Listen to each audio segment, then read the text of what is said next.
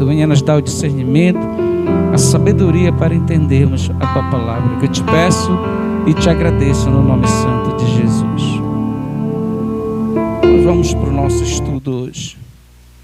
Hoje nós vamos do capítulo 1, do 12 ao 26. Atos dos Apóstolos. Judas Iscariotes, querido.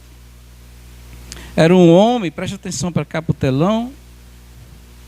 Era um homem que andou com Jesus.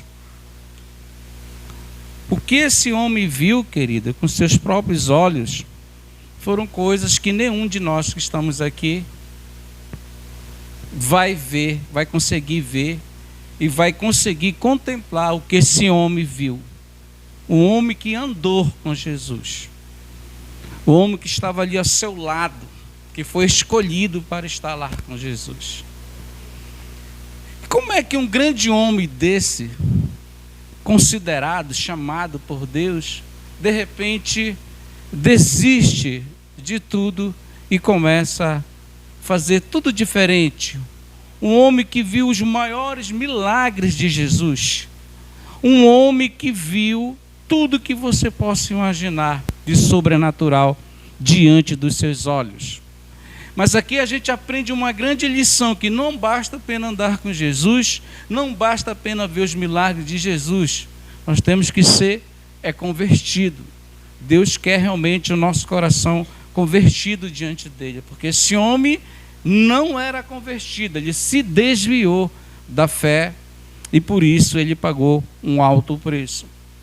Então precisaria colocar um outro discípulo em seu lugar, já que ele morreu, já que ele apostatou da fé, já que ele abandonou tudo e seguiu um rumo na sua vida que realmente levou à sua morte. Então a escolha de um novo discípulo é muito importante a gente saber para que possamos entender o capítulo 1, versículo 12. Começa assim: então eles voltaram para Jerusalém. Eles voltaram da onde? Eles voltaram quando Jesus ascendeu o céu, que a gente estudou na aula passada, e agora eles vão voltar para Jerusalém para orar e para receber do Senhor mais poder. Então eles voltaram para Jerusalém, vindo do Monte das Oliveiras, aonde Jesus ascendeu ao céu. Isso é muito importante na profecia, porque Jesus levou eles para os Montes das Oliveiras e de lá ele ascendeu ao céu. E o anjo diz para ele: olha, por que vocês estão olhando para o céu? Este mesmo Jesus, que ele subiu daqui desse lugar, ele vai retornar também para o mesmo lugar, porque a profecia de Zacarias diz que quando Jesus voltar, esse Monte das Oliveiras vai se dividir em dois, vai dividir a terra em dois, e ele vai descer para ser rei nessa terra. Que fica perto da cidade, a cerca de 1 quilômetro da onde? De Betânia, ali onde Jesus se reuniu com seus discípulos. E o versículo vai continuar dizendo assim, preste atenção para você entender que eu quero pregar. Quando chegaram, subiram ao aposento onde estava hospedado. Esse aposento, quando a gente vai estudar os evangelhos, era lá onde eles se reuniam. O cenáculo, onde eles se reuniam para ceiar, onde eles se reuniam para fazer culto, porque os cultos eram na casa das pessoas. Essa casa aqui, a maioria dos eruditos dizem que era a casa de João Marco, aquele que escreveu o Evangelho de Marco. Então ele doou a casa dele, ele com a mãe dele, que era discípula de Jesus, Maria, uma grande investidora da obra do Senhor, e lá eles se reuniam para cultuar o Senhor, e de lá o Senhor direcionava a vida deles. Por isso que ele está falando, quando chegaram, subiram ao aposento, aonde estava hospedado, achavam-se presente Pedro, João, Tiago e André, Filipe, Tomé, Bartolomeu e Mateus, Tiago, filho de Alfeu, Simão, o Zelote e Judas. Esse Judas aqui é o outro filho de Tiago, porque o outro Judas já havia morrido, já havia entregado a sua alma para a morte. E o texto vai continuar. Todos eles se reuniam, sempre o quê? Em oração, com as mulheres, inclusive Maria, a mãe de Jesus, e com os irmãos de Jesus. Olha só Quem era que estava nessa casa ali de João Marcos orando? Depois que Jesus vai embora, eles voltam para Jerusalém, vão para esse lugar, o cenáculo, o aposento onde eles se reuniam para orar, e lá estava a igreja começando, querido. Inclusive estava Maria, a mãe de Jesus, e com os irmãos de Jesus. Quem eram os irmãos de Jesus? Jesus tinha 4 irmãos: Tiago, José, Simão e Judas, os 4 filhos que Maria teve com José. Jesus é o 5º filho que veio. Jesus não teve pai aqui na terra, porque ele foi gerado pelo poder de Deus, pelo sobrenatural de Deus. Por isso ele é Deus. Ele foi através do Espírito Santo, foi lá, e Jesus nasceu do útero de Maria, veio para a terra o verbo que se fez carne. Mas ele teve 4 irmãos além dele. E depois desse relato aqui, você não vai ver mais nenhum relato sobre Maria nas Escrituras. Mas eles fazem questão de relacionar ela aqui para ver o papel dela, como estava unida, junto com os apóstolos, todos ali unidos em oração, junto com os apóstolos, para orar e para pedir direção do que eles iam fazer com a igreja do Senhor. Naqueles dias, passando 10 dias, Pedro levantou-se entre os irmãos, como agora o líder da igreja. Um grupo de cerca de 120 pessoas foi quando começou a igreja. De todo o ministério de Jesus, querido. Isso aqui é muito interessante, lindo e bonito. Jesus passou quantos anos nessa terra? 3 anos e meio. E quando eles vão formar a igreja, apenas 120 pessoas estavam ali para comandar a igreja. Dessas 120 pessoas, a igreja explodiu de uma maneira tão forte. Porque Jesus não olha para a quantidade, ele olha para a qualidade. E olha essa igreja aqui, só com Pedro, João, Tiago, a mãe de Jesus, todas as cooperadoras do reino de Jesus, as mulheres que investiu no reino dele, só a nata, só os escolhidos, unânimes em oração. 120 irmãos. Para quê, pastor? Para que a igreja viesse explodir no planeta Terra. Hoje nós somos o quê? De 120 pessoas, a igreja hoje, no último censo que eu fui ver hoje, está com 2,4 ou 2,6 bilhões de cristãos no mundo. E a igreja começou com 120 ali naquele dia, reunido na casa de João Marcos. Para você ver a importância da igreja estar unida em oração, da igreja no mesmo foco. Porque quando a igreja está unida em oração, no mesmo foco, todos os departamentos trabalhando para o reino, Deus vai acrescentando, vai acrescentando, vai acrescentando. Quando tu vê, é por isso que o cara começa a plantar a igreja, uma aqui, uma ali, porque não dá de tanta gente que Deus vai chamando e vai acrescentando no seu reino. Mas tem que estar, olha, todos eles sempre em oração, no mesmo foco. Com as mulheres, veja que é os apóstolos e todas as mulheres, porque Jesus, quando ele sai ali do túmulo, ele se revela a quem? A Maria Madalena, as mulheres que estavam com ela, elas que vão levar o relato para os discípulos, para os apóstolos de Jesus. E aqui eles estão todos unidos para receber a direção de Deus, a unção e a autoridade para evangelizar o mundo. De 120, hoje nós somos 2 bilhões de cristãos no mundo. E disse, irmãos, era necessário que se cumprisse a escritura, Pedro está dizendo a eles, que o Espírito Santo predisse por boca de Davi, a respeito de Judas, que serviu de guia aos que prenderam Jesus. Você lembra que Judas se vendeu por 30 moedas, né, de prata, porque Judas se decepcionou com Jesus. Judas era o tesoureiro de Jesus, querido. Olha a confiança que ele tinha no ministério de Jesus. Um homem que estava ali, foi escolhido. Mas que quando ele viu que Jesus não ia fazer o que ele estava imaginando, porque os olhos de Judas lhe queriam um Jesus militar. Um Jesus que fosse lá, tirasse o jugo do Império Romano e se proclamasse como um rei de Israel. E quando ele não via essa profecia se cumprir, ele se desesperou. Não, esse aí não é o Messias.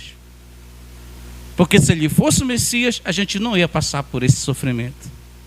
Não precisaria acontecer isso. Por isso que ele se vendeu, o diabo tocou nele, entrou o diabo nele, ele começou a se afastar dos caminhos do Senhor. A respeito de Judas, que serviu de guia aos que prenderam Jesus. Por isso que ele chega lá, quem conhece a história, Judas dá um beijo em Jesus. Porque lá eles estão ali, Jesus está ali com os seus discípulos no Getsêmani, é escuro. Ele falou, olha, aquele que eu beijar é ele.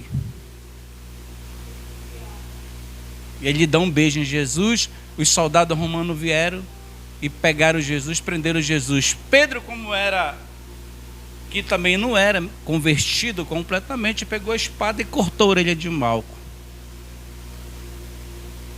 Aí Jesus, para mostrar que ele é Jesus, ele pega a orelha do cara e coloca no lugar de novo. Ele fala para Pedro, Pedro, não é com a espada, não é por força nem por violência, Pedro. Se eu quisesse, meu pai mandaria os anjos que acabavam com tudo. Mas não era o momento ainda. Quem está entendendo, dá uma glória para Jesus.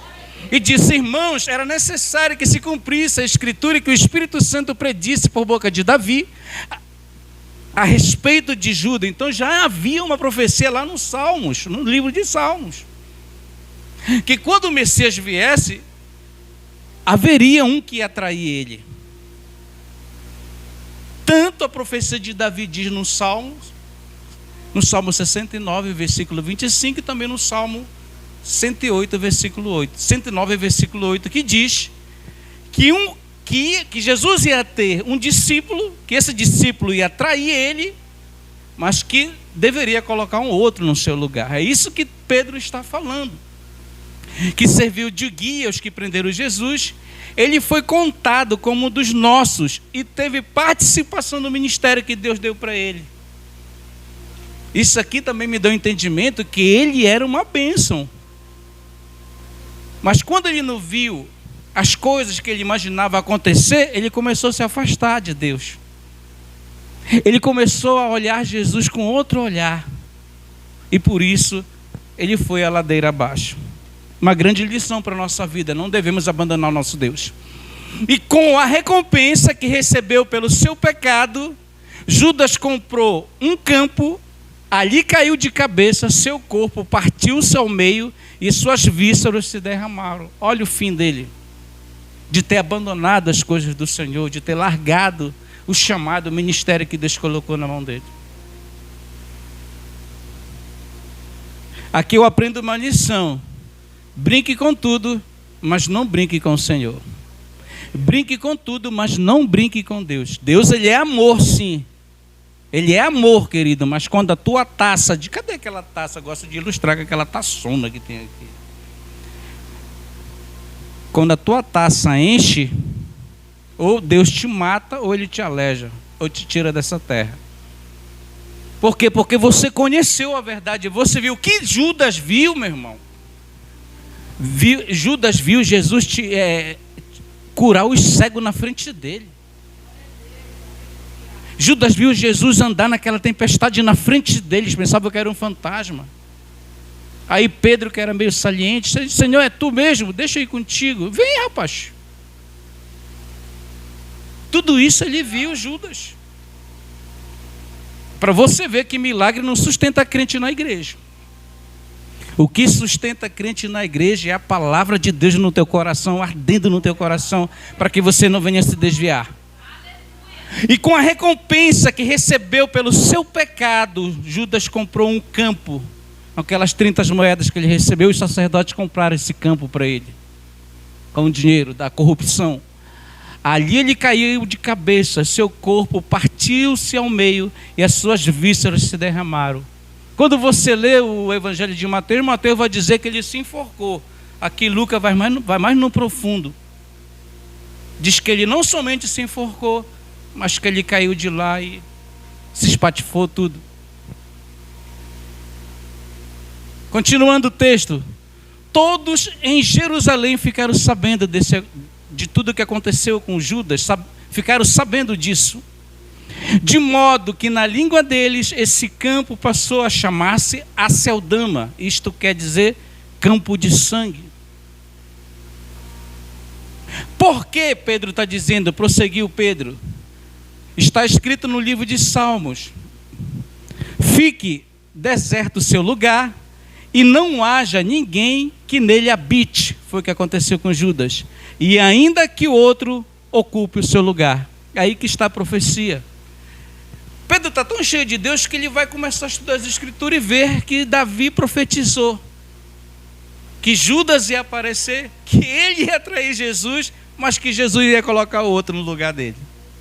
Porque a obra tem que continuar. Você não quer, Deus coloca outro, querido. Não tem para onde correr. A obra de Deus não é como tu está lá no mundo, não. Trabalhando numa empresa, até o cara da empresa, se tu sai de lá, a empresa vai quebrar. Porque teu talento é muito grande. Acontece isso no mundo. O cara sai de uma empresa, vai para outra, monta a empresa dele, se desvia de lá, mas no reino de Deus não é assim. Tu sai, tu paga um preço muito grande. É diferente o negócio no espiritual, querido. Portanto, é necessário que escolhamos um dos homens que estiveram conosco durante todo o tempo que o Senhor Jesus viveu entre nós. Era um dos critérios para ser apóstolo do reino de Jesus. Que muitas pessoas, essas 120 pessoas, Pedro está dizendo, estavam ali sempre com Jesus e trabalhando para o reino. Essas pessoas que se uniram e levantaram a igreja, querido.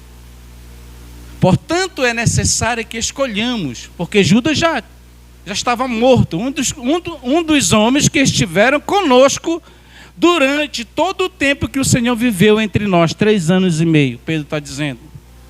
Desde o batismo de João, quando Jesus foi batizado ali por João, nas águas do Jordão, veio o Espírito Santo sobre Jesus. Quando Jesus sai do batismo de João, é lá que ele vai começar o ministério dele. Pedro está falando, desde esse dia, para ser apóstolo, tem que ter esse critério, essa referência.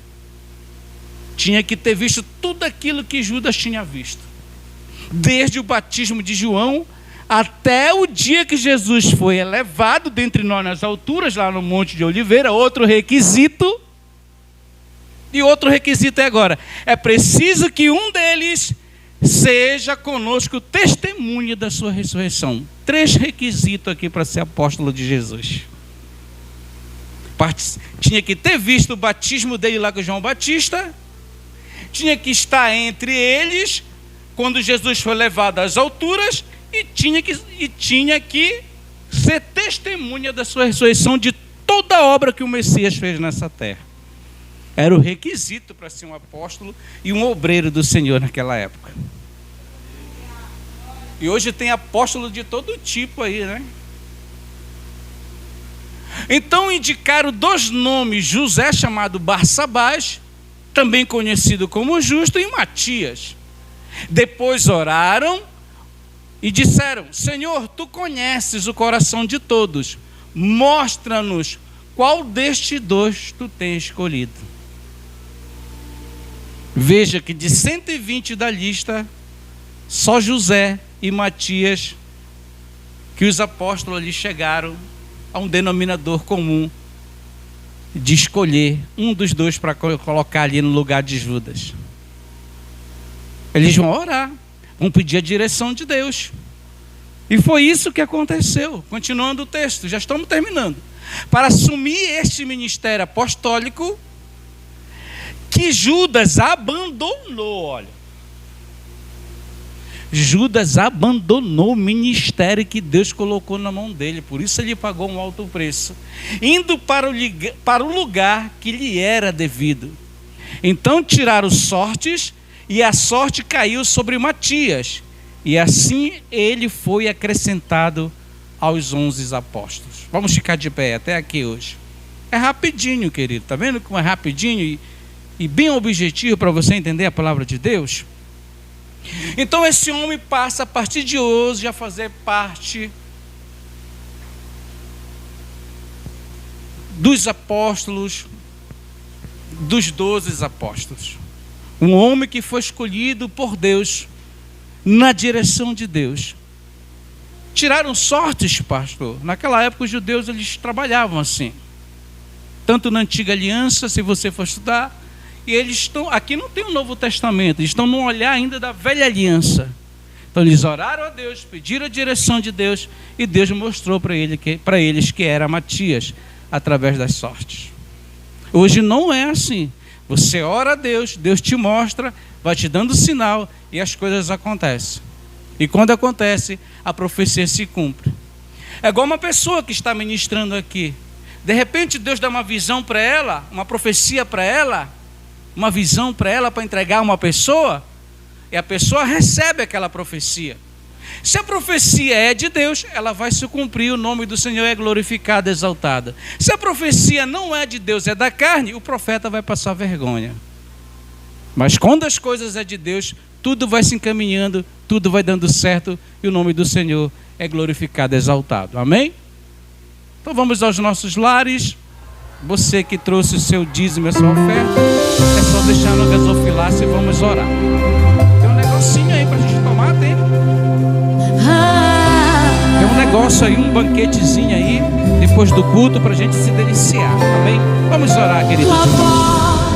Maravilhoso e eterno Deus, te agradecemos, Senhor, por essa oportunidade de estarmos aqui nessa noite, de estarmos aqui, Senhor Jesus, as águas agitadas, para a honra e para a glória do teu santo nome. Queremos te apresentar os nossos irmãos que vieram essa noite, essa casa de oração. Nós queremos te apresentar aqui a Soane, Senhor. A Soane em oração, a sobrinha da nossa irmã Raquel, que pediu a oração. E também nós temos uma sopinha deliciosa aí para tomar depois do culto. Senhor, nessa noite te agradecemos pela tua palavra, Senhor. Muito obrigado pelo culto, pelos louvores, tudo que foi falado aqui nessa noite.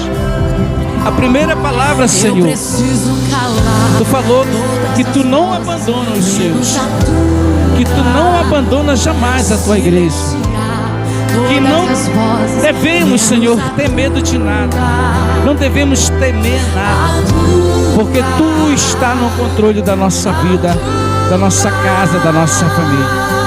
Nessa noite, Pai, assim como tu escolheu esses homens para comandar a tua igreja, a igreja que começou, a primeira igreja, a igreja primitiva, que começou com 120 pessoas, mas 120 pessoas cheias do teu Espírito Santo, com compromisso, com foco, com desejo em ser testemunha tua, Senhor, para um mundo corrompido pelo pecado, Senhor, pela desgraça humana, pela violência do Império Romano. Hoje, Senhor, tu nos escolheu.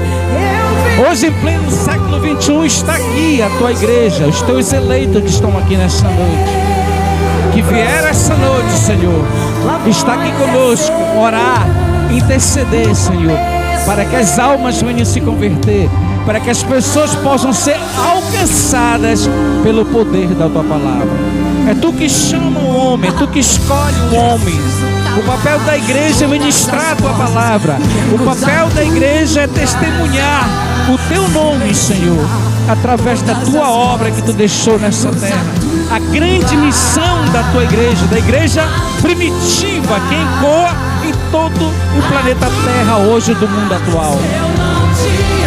Que possamos, Senhor, estar sempre em oração, pegar o exemplo dessa igreja, uma igreja unida em oração, uma igreja, Senhor, no mesmo foco, Senhor, em te servir, uma igreja cheia de poder, uma igreja cheia de autoridade, para curar os enfermos, para ressuscitar os mortos, curar os leprosos, os leprósitos e ganhar muitas almas para o teu reino. Que possamos te ouvir mais nessa noite, que possamos te servir mais nessa noite. Eu profetizo nessa noite, levante a mão de vocês, eu profetizo na vida de vocês, que nenhum medo vai parar vocês, que nenhuma situação difícil vai separar vocês do amor de Deus. Eu profetizo nessa noite que nenhuma luta, nos separará do amor que está em Cristo Jesus. Muito obrigado, Senhor Jesus. Nós te louvamos e agradecemos o teu nome nessa noite, porque tu tem cuidado de cada um de nós. Nos leva em paz aos nossos lares. Te apresentamos nosso culto de domingo, Senhor. Te apresentamos nosso culto de jovem, dia 1º de novembro. Te apresentamos dia 26, o grande culto de mulheres nesse lugar, nessa casa de oração. Todas as nossas programações, o aniversário do Ministério Adoração e Graça, dia 16 de novembro, para a honra e para a glória do teu santo nome. 5 anos, Senhor, nós estamos aqui nesse cenáculo, nesse templo, orando, pregando, ministrando a tua palavra. E a gente sabe, Senhor, que cada dia mais o ministério vai crescer para a honra e para a glória do teu santo nome. Fala conosco, Senhor, todos os dias. Nos renova na tua presença, nos fortalece na tua presença, no culto de ensino, no culto de domingo, no culto doméstico, Senhor. Vá ao encontro nessa noite daqueles que estão fracos na fé, daqueles que abandonaram teus caminhos. Não vale a pena, nós aprendemos nessa noite que não vale a pena abandonar o ministério, que não vale a pena abandonar, Senhor, a nossa caminhada, jogar a nossa caminhada de lado e servir ao mundo, Senhor Jesus. Essa noite, Senhor, nós confessamos os nossos pecados. Essa noite nós te agradecemos nessa noite. Muito obrigado, Senhor Jesus. Abençoa os meus amados irmãos, as minhas amadas irmãs que estão aqui nessa noite, os nossos irmãos da live. Abençoa a vida deles, que eles possam receber essa palavra, esse ensino para edificação, para exortação, para a consolação das suas vidas. Em nome de Jesus, que a graça de nosso Deus e Salvador Jesus Cristo, o amor de Deus, o nosso Pai, a comunhão com o Espírito Santo seja com todos, para todos sempre. Amém. Bate uma palma bem-vinda para Jesus, se alegra, leve a sua bênção e volte para contar nesse lugar. Obrigado, meus amados irmãos.